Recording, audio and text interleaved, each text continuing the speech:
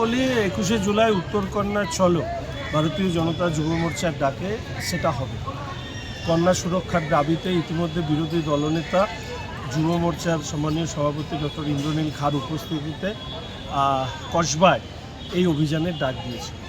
এটা আমাদের কাছে অত্যন্ত স্বাভাবিক ঘটনা পশ্চিমবঙ্গে যে এখানে কোনো বিরোধী দলের কর্মসূচি ভারতীয় জনতা পার্টি যখনই গ্রহণ করেছে, সামান্যতম কর্মসূচি হলেও সেই কর্মসূচিতে অনুমতি বাতিল করে দেওয়া।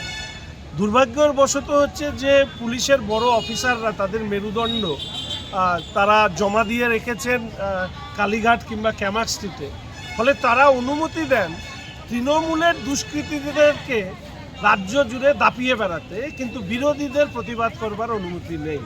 কসবাতে যা আমরা দেখলাম, হাওড়ার নরসিংহ দত্ত কলেজে আমরা যা দেখলাম, আরজি করে আমরা যা দেখলাম, তো এইগুলো তো সব বলতে হবে যে পুলিশের প্রত্যক্ষ পরোক্ষ মদতে হয়েছে। ফলে দুষ্কৃতীদের তাদের দুষ্কর্ম করবার অনুমতি এই রাজ্যে পুলিশ দেয়, কিন্তু বিরোধীদের কণ্ঠস্বর, প্রতিবাদের কণ্ঠস্বর যখন নারীর সুরক্ষা হোক, দুর্নীতির বিরুদ্ধে হোক, সেই তাকে দাবানোর চেষ্টা পুলিশ যেভাবে করছে, এটা মনে হয় সর্বকালীন লজ্জার রেকর্ড আমাদের রাজ্যের পুলিশ, কলকাতার পুলিশ। তারা